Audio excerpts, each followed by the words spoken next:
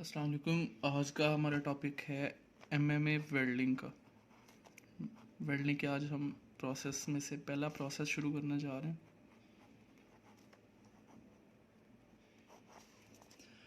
MMA मतलब manual arc welding.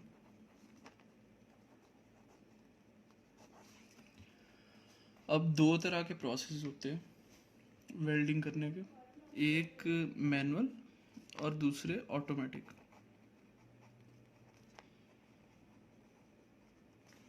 तीसरे hybrid भी होते हैं, यानी कि किसी हद तक ऑटोमेटेड होते हैं इसमें टास्क और किसी हद तक मैनुअल आपने काम करना होता है। तो आज हम इसमें सबसे पहला टास्क देखेंगे कि एमएमए वेल्डिंग क्या होती है और ये किस तरह काम करती है। सबसे पहले हम देख लेते हैं कि वेल्डिंग के दो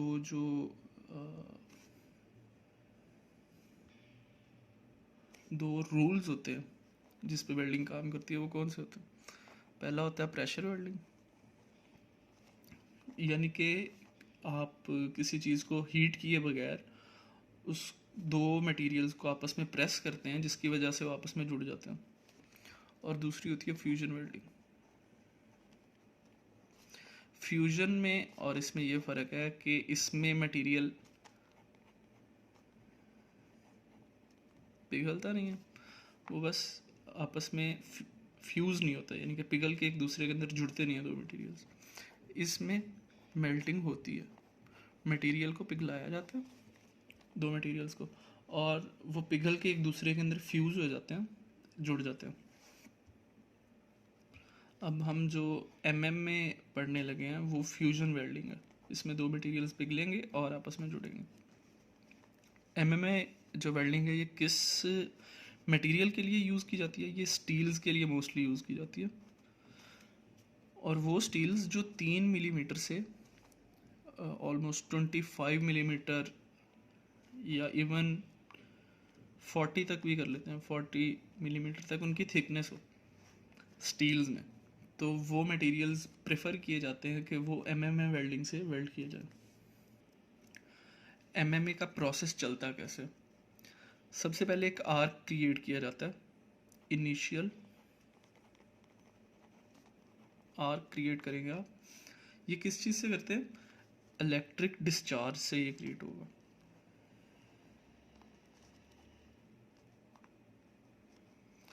इलेक्ट्रिक डिस्चार्ज जब होगा इलेक्ट्रोड में से, तो इलेक्ट्रोड और पेरेंट मटेरियल के दरमियान, यानी कि ये पेरेंट मटेरियल है और ये इलेक्ट्रोड है, तो दोनों में एक में पॉजिटिव है एक में नेगेटिव है, तो यहाँ पे जब ये इसको इसके करीब लेके आएंगे तो यहाँ पे इलेक्ट्रिक डिस्चार्ज क्रिएट होगा, तो वहाँ से आर्क बनेगा।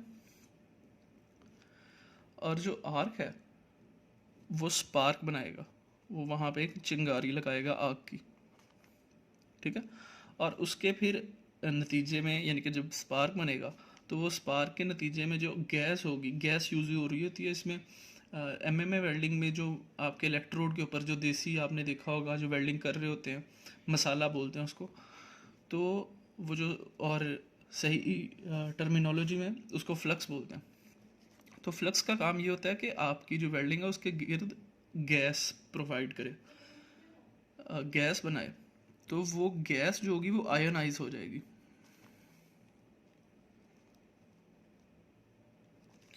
गैस आयोनाइज होके क्या करेगी कि वो एक मीडियम दे देगी, वो एक रास्ता दे देगी करंट को लॉन्ग टर्म में, यानी कि पूरे रन के थ्रू उसको वहाँ से गुजरने का रास्ता दे देगी करंट को, तो वहाँ पे पास देगी। और फिर जो उससे हीट जनरेट होगी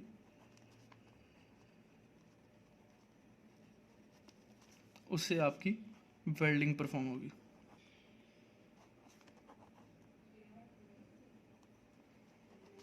ये है एमएमआई का बेसिकली जो मेन कि काम किस तरह से करती है।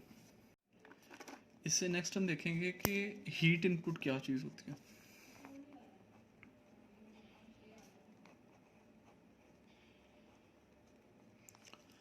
जो आर्क स्टार्ट होने से लेके और जब आपने वेल्ड लगा लिया तब तक जो हीट आपने जनरेट की है, जो मटेरियल ने यूज़ की है मेल्ट होने के लिए, उसको बोलते हैं हीट इनपुट।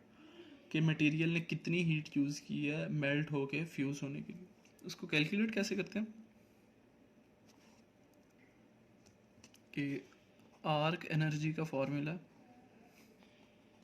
कि आर्क ने कितनी एनर्जी प्रोड्यूस की है, एक आर्क ने कितनी एनर्जी प्रोड्यूस की है, तो उसका फॉर्मूला है वोल्ट्स मल्टीप्लाइड बाय एम्प्स और डिवाइडेड बाय ट्रैवल स्पीड।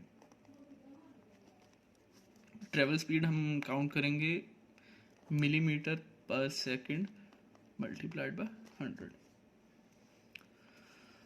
अब जब आर्क ये हमारे पास गिवन होंगे कि हम वोल्ट्स क्या यूज़ कर रहे हैं, एम्पेरेज या करंट क्या यूज़ कर रहे हैं और स्पीड क्या यूज़ कर रहे हैं, तो उसको 100 से मल्टीप्लाई करें और ये आपके पास आ जाएगी आर्क एनर्जी। अब आर्क एनर्जी को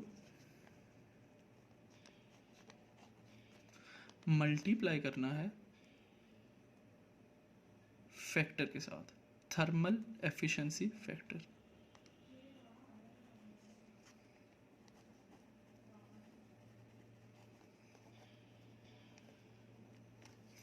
तो हमारे पास ये आ जाएगी हीट इनपुट।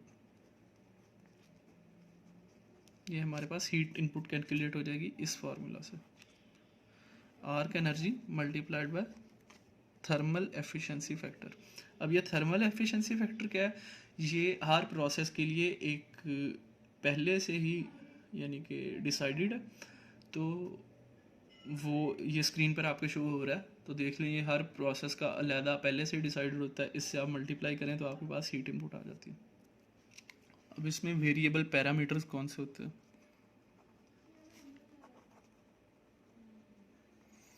इन एमएमए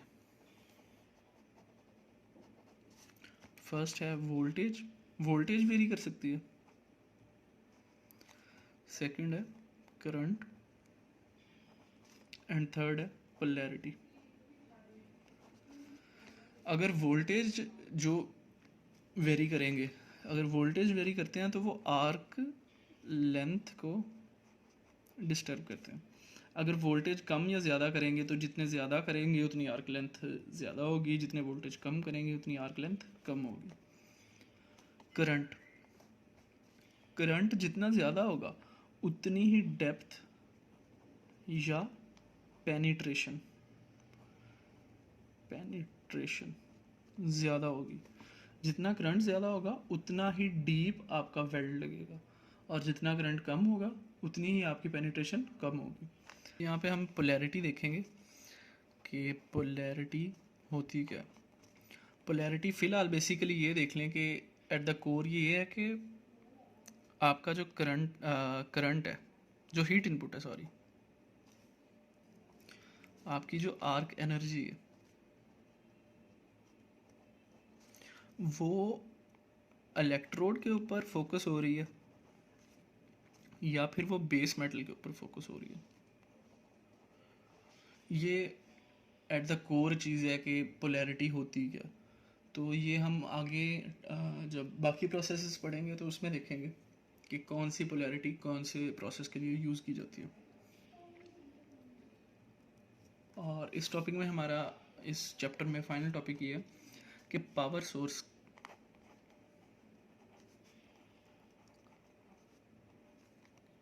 की कैरेक्टरिस्टिक्स। ये क्या होती हैं, पावर सोर्स दो तरह के होते हैं, या तो कांस्टेंट करंट होते हैं, यानी कि जहाँ से आप पावर ड्रॉ कर रहे हैं, आप वेल्डिंग कर रहे हैं तो पीछे कोई जनरेटर या एम्पलीफायर या कोई चीज़ लगी हुई है ना, तो उसकी बात कर रहे हैं कि या तो कांस्टेंट करंट होते हैं या कांस्टेंट वोल्टेज होते हैं। अब कांस्टेंट करंट हमारा एमएमए में यूज़ होता है। इसमें फंक्शन क्या होता है, एमएमए और एसएडब्ल्यू में यूज़ होता है। इसमें अब फंक्शन क्या होता है कि आपने करंट कांस्टेंट रखना होता है। वो जो मशीन होती है उसके ऊपर करंट सेट कर देते हैं पहले से ही, ठीक है। यानी कि आपकी जो पेनिट्रेशन है वेल्ड की वो पहले से ही डिसाइड हो गई हुई है, वो उसके ऊपर सेट कर दिया मशीन के ऊपर, आपके पावर सोर्स के ऊपर। तो जो वेरिएबल है वो क्या होता है, वेरिएबल हमारे पास होते हैं वोल्टेजेस। वोल्टेजेस वोल्टेजेस वेरिएबल कैसे होते हैं कि जो हाथ है जब ये वेल्ड कर रहा है तो इसके प्लेट के और इस इलेक्ट्रोड के दरमियान जो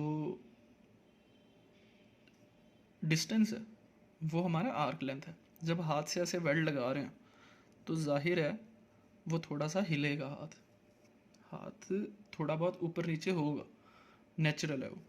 तो इस तरह के जो पावर सोर्सेज होते हैं कांस्टेंट करंट, उनका काम ये होता है कि जो हाथ हिल रहा है उसकी मोशन को ज़्यादा इम्पैक्ट नहीं आने देते आपके वेल्ड के ऊपर। हाथ बहुत ज़्यादा हिल रहा है लेकिन वो आपके वेल्ड में ये नहीं होगा कि कहीं से बहुत वाइड लग जाए, कहीं से बहुत नैरो लग जाए, लेकिन थोड़ा बहुत जो हाथ की मोशन होगी वो वोल्टेज उसको थोड़ा बहुत वेरी करता रहेगा आपके हाथ की मोशन के हिसाब से। अगर आपका हाथ की मोशन थोड़ा सा ज़्यादा हो गया तो वो वोल्टेज ज़्यादा कर देगा, अगर ऊपर चला गया, अगर ज़्यादा करीब आ गया तो वो कम कर देगा। ये छोटी सी रेंज के अंदर काम करेगा, तो इसको बोलते हैं कांस्टेंट करंट। और कांस्टेंट जो वोल्टेज है ये बाकी प्रोसेसेस में यूज़ होते हैं, टिग मिग वगैरह में। और तो इसमें ये होता है कि इसमें वोल्टेजेस इसी तरह से, इसमें करंट वेरिएबल होता है और वोल्टेजेस पहले से ही सेट किए होते हैं, तो ये करंट को वेरी करवाता है। ये जब हम अगले टॉपिक्स पढ़ेंगे तो उसमें ये डिटेल से देखेंगे कि उनमें ये किस तरह से काम करता है। इसकी समझ आ गई आपको कि एमएमए के अंदर करंट पहले से सेट कर देना है और वोल्टेज हाथ की मूवमेंट के साथ थोड़ा बहुत वेरी करवाएगा ये आपका पावर सोर्स।